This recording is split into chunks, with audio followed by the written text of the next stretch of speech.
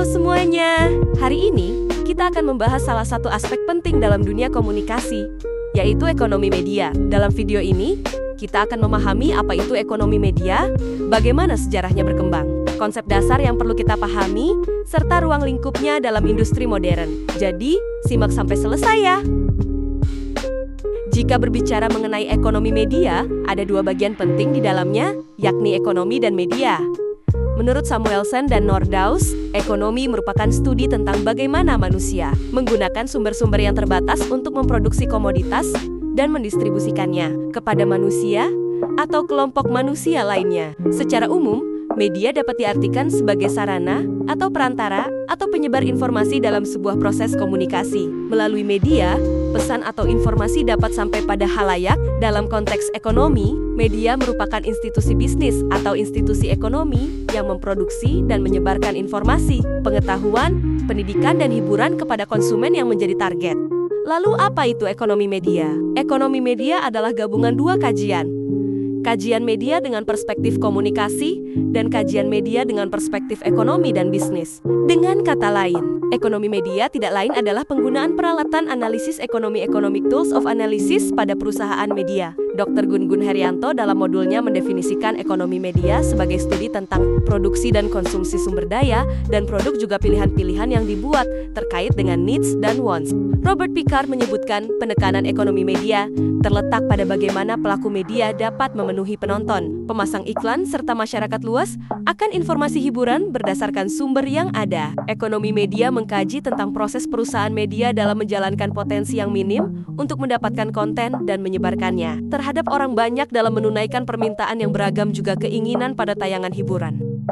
Selanjutnya kita akan membahas sejarah ekonomi media. Ekonomi media berkembang seiring dengan pertumbuhan industri media dan ekonomi secara umum. Pada awal abad ke-20, kajian media masih berfokus pada perspektif komunikasi, karena media dianggap sebagai bagian dari kajian komunikasi. Tiga perspektif utama dalam kajian ini meliputi produksi, konten, dan audiens. Saat itu, perusahaan media lebih dipandang sebagai institusi sosial dibandingkan entitas komersial. Para pemilik media lebih mengutamakan prestise, kekuasaan, dan pengaruh ketimbang mencari keuntungan. Bahkan, banyak media yang bergantung pada bantuan pemerintah atau partai politik untuk bertahan. Hal ini terlihat di Amerika Serikat pada masa pertumbuhan awal industri media. Namun, setelah Perang Dunia Kedua 1939 sampai 1945, sifat media mulai berubah menjadi lebih komersial. Perubahan ini dipicu oleh pergeseran ekonomi, di mana industri yang sebelumnya berfokus pada produksi untuk perang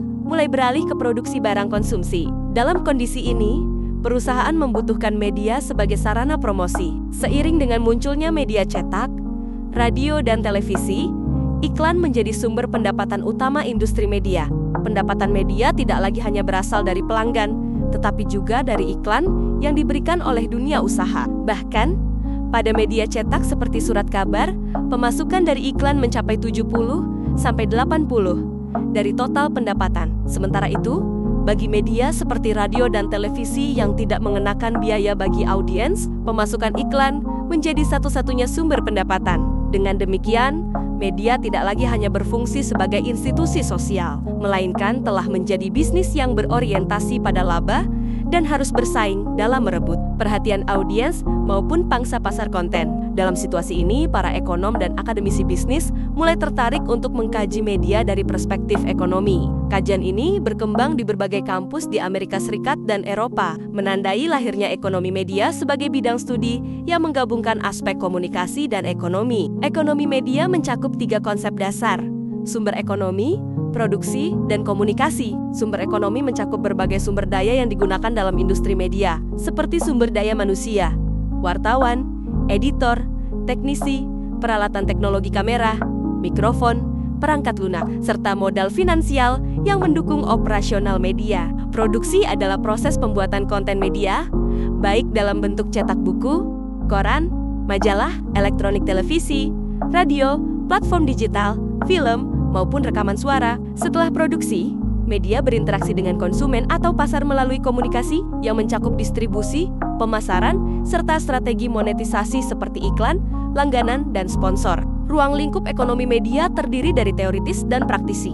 Ruang lingkup teoritis adalah rumusan-rumusan awal ekonomi pasar, penawaran, permintaan, dan lain-lain. Regulasi, kompetisi, kepemilikan, sumber-sumber ekonomi media, teknologi, dan lain-lain. Ruang lingkup praktisi meliputi ekonomi industri televisi siaran, radio siaran, televisi berlangganan televisi kabel, televisi satelit, koran, majalah, buku media online atau internet, film, rekaman, periklanan, dan public relation. Itulah pembahasan kita hari ini. Terima kasih sudah menyimak, dan sampai jumpa di konten berikutnya.